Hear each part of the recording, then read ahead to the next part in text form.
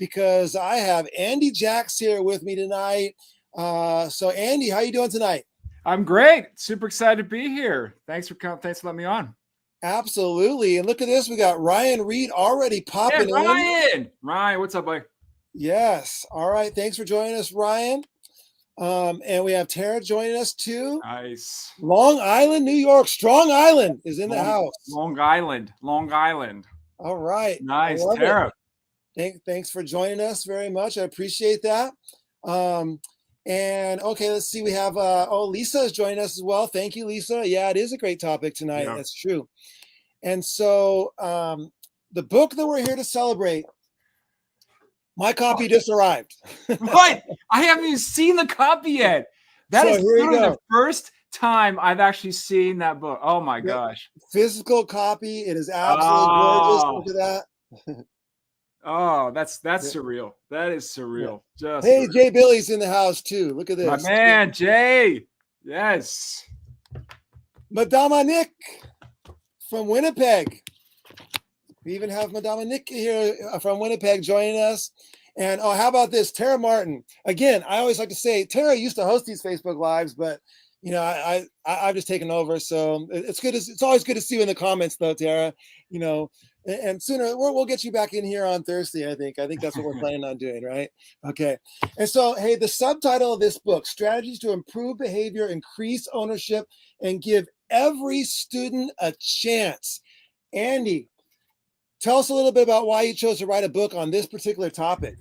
You know, and I love, again, first, I got to say first, it's surreal. I'm at the legend right here. The pirate, the legend. I got to say, just that alone is just an honor. And it's surreal. I wrote this book out of two things, out of frustration with not having enough answers, and with just a passion to make sure that even when we went through really difficult times with discipline, that we can still keep the students' integrity and emotions and our own self-discipline at the core of the whole thing.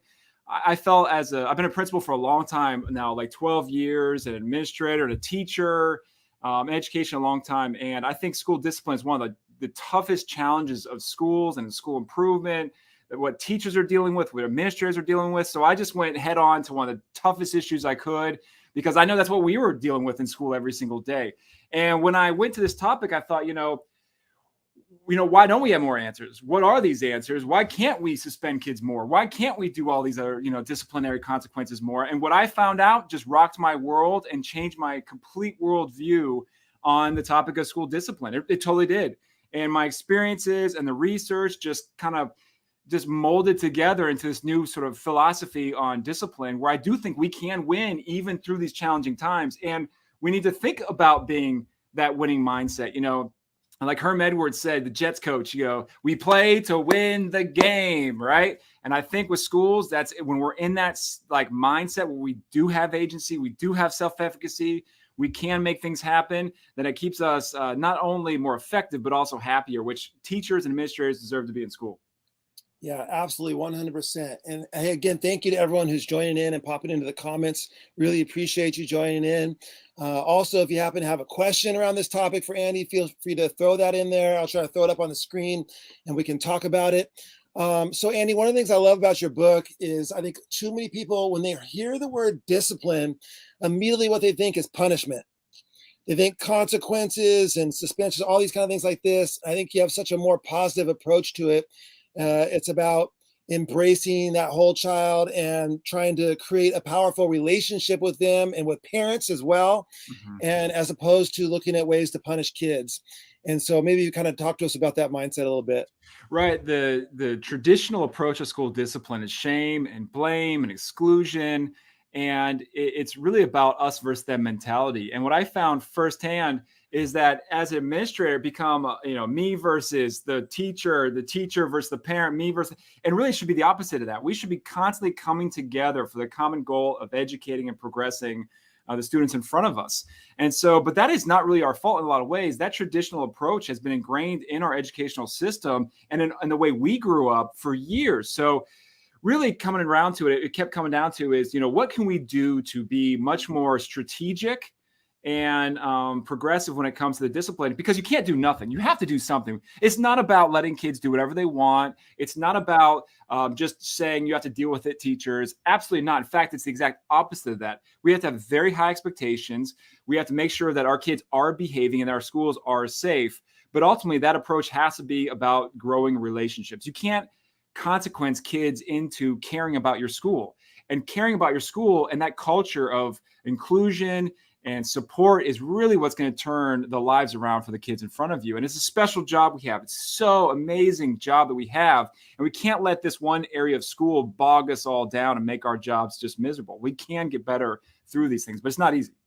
Yeah. And, I think there really couldn't be better timing for this book, because I'm seeing in all the conversations I'm having with educators, really behavior is kind of off the charts right now. Yep. And I think a lot of people are struggling as kids have been out of school for so long and off campus and in different set, and then coming back, and people are going a little crazy out there right now. Yeah. And so, we had the viral TikTok challenge and all these kind of things that people were talking about and addressing. And, school discipline, it's just, like you said, it has to be part of any program that you have, part of any improvement plan. If you want to reach these ultimate higher reaching goals, of empowering kids, this is something that we have to tackle as well. And on top of that, you can't get to this special place as a school without integrating social skills and behavior, working on, improving behavior. All that goes together with academics. Too much we're focusing on academics will lift up kids. Well, they will, but not if you don't do the whole child piece of it. It's intelligence and character. That's what Dr. King said are the key to education. Both are super important. But when we look at our schedules in education, how many times in our schedule, our daily schedules, is there behavior management or social skills or social awareness or self-discipline, all these SEL skills that we know are super important. But if it's not on our schedule, then it really shows that we don't truly value those things in our schools. So for our school, for so many schools out there, I know we're trying to work on this, is we have to create a priority to teach our kids proactively how to reflect, how to align themselves toward their goals, and ultimately put them in the owner's seat, in the driver's seat of their future. Because if they do take more ownership, they feel like they can affect the world around them, then they are more likely to behave and to do the things that they want to do. We have so many kids that just don't care, right? And COVID hurt that a lot of times because they're disconnected from school. Parents were disconnected from school. We saw that trend a lot too, where, we're all about pulling people together, but when you physically are distant, it creates a social distance, which also creates, I really don't care about my school. I don't care about my teachers, which is why you see some of these TikTok trends happening right now. It's because those connections and those relationships are separated and distant. And then this is with a byproduct of that. You can't consequence your kids into behaving. It's all about that care and love. And they're not going to do it if they care about you. That's really what it comes down to, right? If they care about you, then they'll have more self-control. That's the number one thing. Yeah. And so I love what Kim said here. There's always a reason why a child is exhibiting the behavior. They're communicating. It's a communication. And Sean kind of doubled down on this. Well, behavior is not the problems, but the symptoms of problems.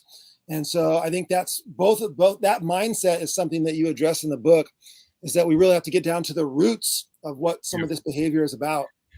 And really having a process. That's one thing I've learned over the years, is you can't just argue back and forth. You can't just admire the problem with these things. If you really want to affect change, you have to dig down deep and stop and create a real process where it's not me versus you or my way versus your way. It's what's really happening. Why is the child doing what they're doing? What ultimately I think it really comes down to, what do they need from us? And how can we serve that student? How can we support that student getting better? There's too many times that a kid does something wrong and we want to know immediately what the consequence is, like if this, then that. I look at this the other way around. I actually agree with if this, then that, but more on the support side of things. If they do this, what support are we going to give them so they can improve their behavior? Just like in reading or any other subject, if a kid has struggling with reading and they're 2 grade levels below in reading, we have automatic supports and instruction and groups and all this stuff built in that they automatically get. Behavior should be the exact same way. And when we think of it that way, we're in a much more positive growth mindset, knowing that kids, it's not that they haven't behaved, and they can't behave. It's that they haven't behaved yet and they can do these things, but they need to be taught explicitly with clear directions and modeling and all that stuff with it. Yeah, absolutely. And by the way, the books are arriving in the wild, Andy. Look at this. Alicia says that the book got the copy of the book today. Whoa! So the books are already arriving out in the wild. And so Yes. that's exciting. Alicia, Yes. we would love it if you get throw up a picture of you with that book. We would love that. Yeah, absolutely. And we're excited to see these books arrive in people's hands. Besides me, I think Alicia, you might be the first one to get a copy of the book, and so that's super I exciting. didn't have it yet. I need to see your Yeah. pictures, everybody, so I can see what it looks like. I'm excited Yeah. about that. Woo, here we go. Kristen popping in here. Thank you, saying hello. Heard there's a book birthday popping in. Yeah. Awesome. And here we have, I like this too. It's about helping the child as a whole and not as a band-aid over a behavior. Yes. Yeah, and can I talk on that for a second? Tara, I agree with you. There's too many times we try to quickly just take care of this behavior and then get back to what we call like business of school. Well, I think dealing and teaching kids how to behave is the business of school. So one of the things I really stress is to slow down this idea. We have to, get past this onto something else. This is the most important thing we're dealing with most of the time. And once we really truly investigate the situation and slow down, we often find out things that we didn't know were happening or that we didn't realize was going on behind the scenes. And that helps us make better decisions. Yeah. I also love what you said about being intentional about teaching these things. If we want to see a certain type of behavior, then we have to teach it. We can't expect kids to do things which we're not teaching. And when, like you gave the example of the reading, if this, then that, here are the instructions, the support. And if you take that with the way traditionally behavior is handled, it would be sort of like saying, oh, you're struggling reading that right now, go sit outside the door. Right. And worse than that, yeah. Dave, worse than that, why you should have known already how to read. Yeah. Didn't your parents teach you how to read? Your parents are doing a terrible job because they didn't teach you how to read, right? That's the similar mindset. So, but the cool thing is when you approach the whole idea of discipline and management in the classroom differently, it helps you actually enjoy your job better. I couldn't be more happy in my work as a school leader. I think for me, it created a lot of peace in my job, and even dealing with craziest behaviors. And just be more mentally prepared. I talk in the book a lot about being a first responder because I truly believe that educators are also first responders. We need our own stripe on the flag, the first responder stripe, the different colors. We need our own one because we are on the front lines. We're a lot of times the first one to deal with some serious issues from students. And the more that we are physically and mentally prepared and know what to do, the better we will be able to actually be more effective, but also less stress as well. Yeah. And I see Sean popped in here, not only teach behavior, but also model it, embody it like you're talking about. Like if you can respond in a more peaceful and controlled way, then you're going to de-escalate. A lot of times you see educators escalate conflict by how they react to it, as opposed to reacting in a way which is going to de-escalate conflict. Yeah, it's like Ice Cube said, check yourself before you wreck yourself. So much of school discipline is self-discipline on what we can do. And something I had to learn the hard way so many times is we can't control anybody else around us. I physically can't control, as much as you want to do prizes and punishments and all these different things, I can't physically control anybody. All I can really do is control myself and what I do. So if I want to change something in somebody else, I have to think about what I can do different. And that's not a blaming teachers or blaming administrators, not far from it. It is not your fault for these behaviors, but that doesn't mean we can't do something about it. And that piece is really important to know that I can affect these behaviors and I will affect these behaviors because you also need that determination and that sort of stubbornness. A lot of times I say we need to out-stubborn our most stubborn kids, right? They need to know that I'm not going anywhere. And I've said that to kids before, I'm here for you, whether you want me to be or not right now. I'm not going anywhere. I'm here for you. And I'm going to be with you throughout this whole thing. Yeah. And at some deep level, they feel that, they sense that. Oh, yeah. And in the moment, they might act like they don't care, but they do. They do care. Yep.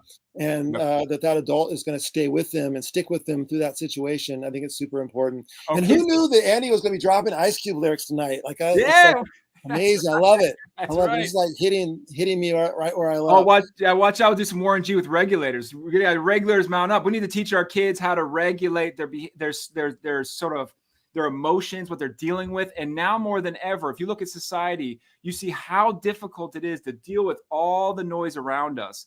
And how do we expect kids to be able to deal with that? And the kids are feeling everything that's happening around us right now. So more than ever, education and schools need to be the rock, the stability, the calm, and the peace. And that doesn't mean we can't be enthusiastic and passionate, but they have to know that when they come to school, they can count on us, no matter what behaviors that they do. I'm not looking to kick them out of school. I have a no suspension rule right now where I refuse to kick kids out of school. Because for me, one of the things that I was so aware I found out about is in all the research, suspensions do not work to change behavior. In fact, there are so many negative side effects of suspensions that if you start suspending kids, your school, based on all that, is typically not going to feel safe or actually be safer because of it.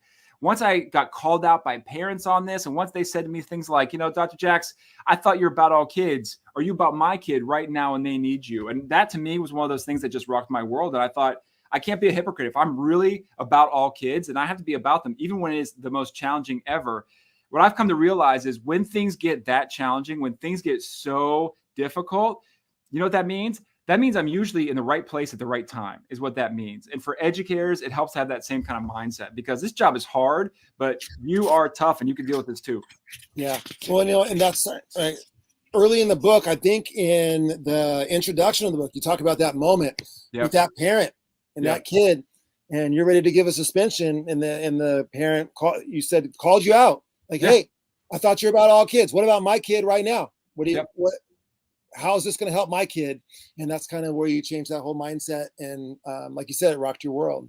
It did. And that's okay. Sometimes we need that disconnect to drive us to do something better. And I think for me, it actually created a much happier place too, a much more satisfying, calming place. I found out that for once at that point, my actions and my attitude and my belief system and my talk started to really, truly align. So when I say certain things out there, people not truly believe I mean what I say with that thing. Whereas sometimes we say one thing about we're here to support you, but if you do something wrong, then I'm going to change my mind. I'm going to get rid of you. And I, like you said earlier, everyone can feel that.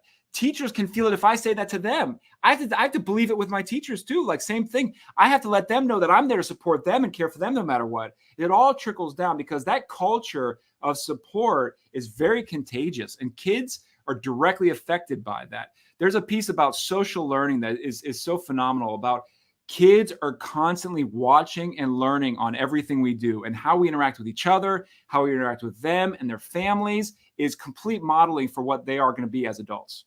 Yeah. I see Kristen mentions that she saw this book on Twitter, put it in the queue, but then, has it moved over to the shopping cart possibly? Maybe it's moved over to the shopping cart. And thank you, Susan. Susan's book is on the way. Yeah, Sue. So there we go. So another book is going to be appearing in the wild very soon. Make sure you throw that picture up when the book arrives. We really appreciate that. We love to see people getting their books, and we can't wait to see your takeaways.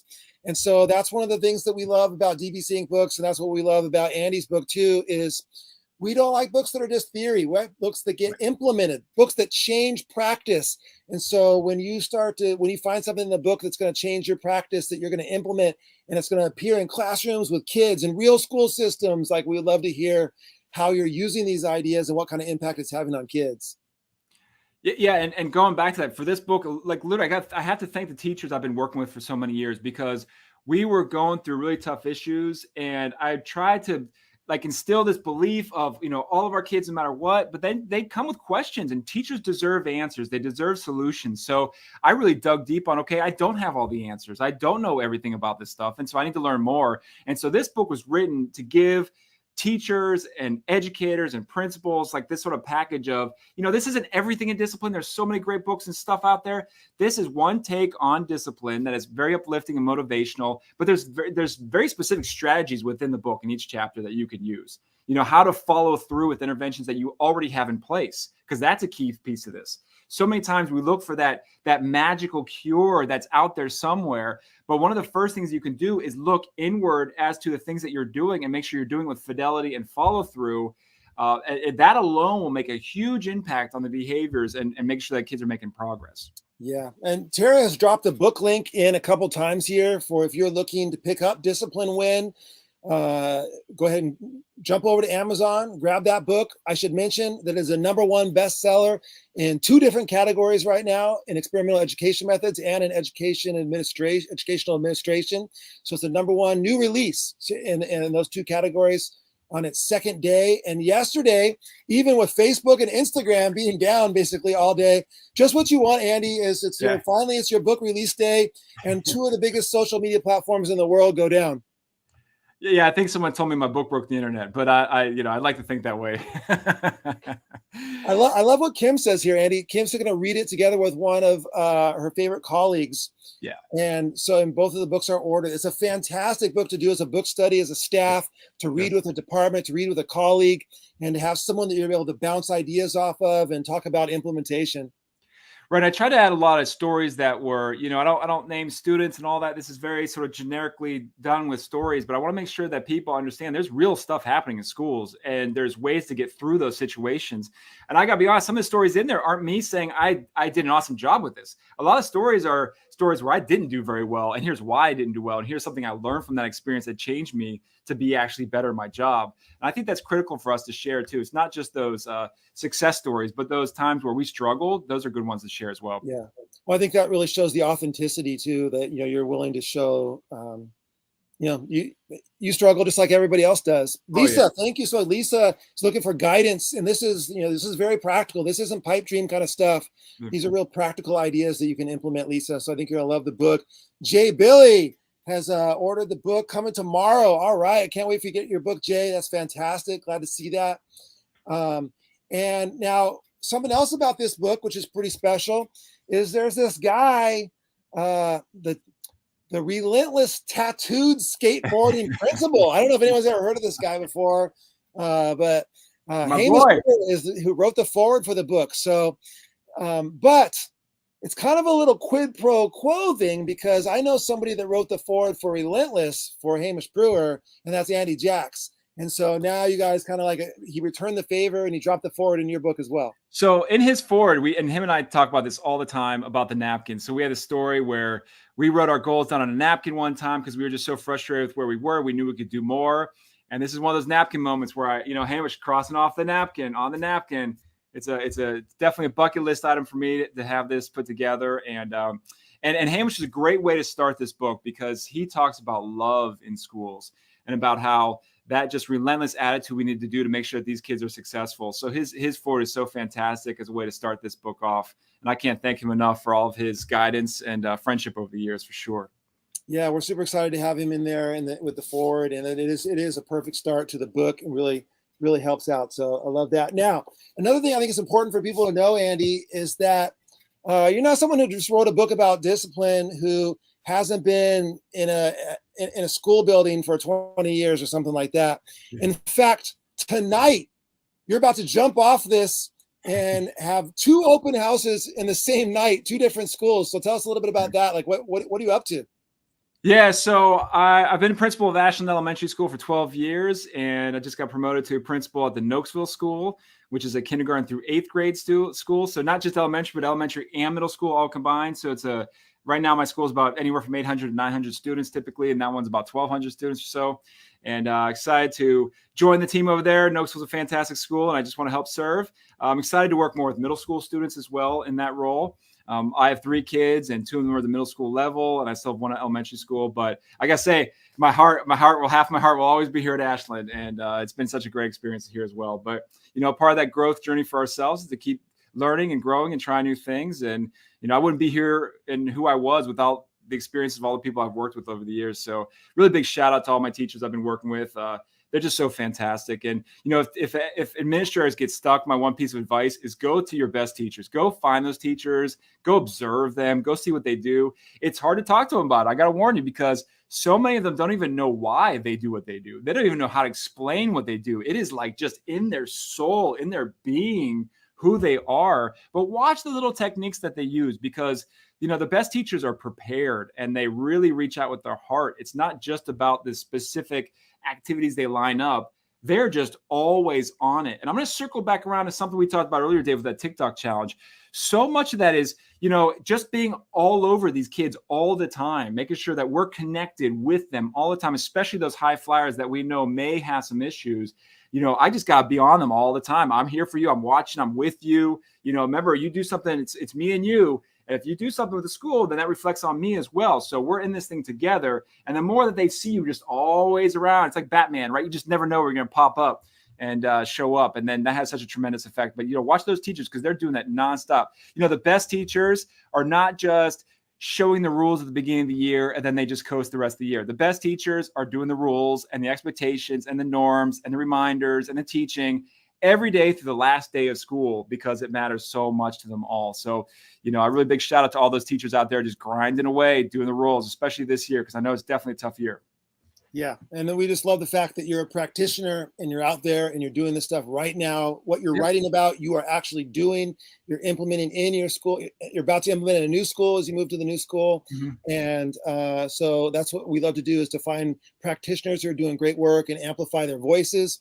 And this is a great voice indeed. Everybody, please go out and buy Discipline Win. It is fantastic. You're going to love it. And Andy's got such a unique approach on discipline and how to look at it. And we can't wait to hear all the stories as these books arrive and start to get used in schools. Andy, I know that you speak on this topic too. If someone wants to connect with you either on social media, or someone wants to bring you in and help implement this stuff in their school system, speak at their conference, whatever it might be, how could they get in touch with you?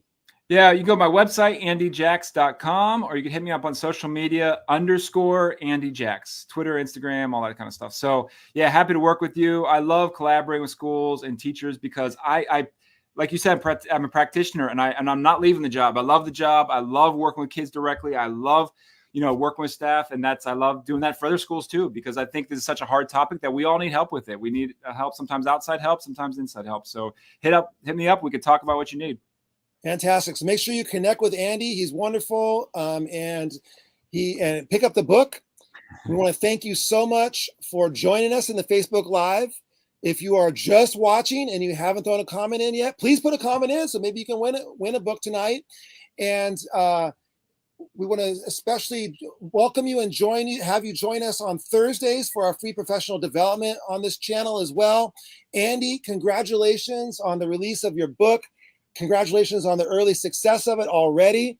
And thank you so much for trusting DBC Inc. to be your publisher. We really appreciate having you in the family. It's been an honor. Thank you so much. I really appreciate the opportunity. I can't wait for people to enjoy and connect with this. And it's just such a pleasure to be here. Thank you. All right. Hey, everybody, we're going to send Andy off to his open house, and we're so glad that you joined us. Bye-bye, everybody.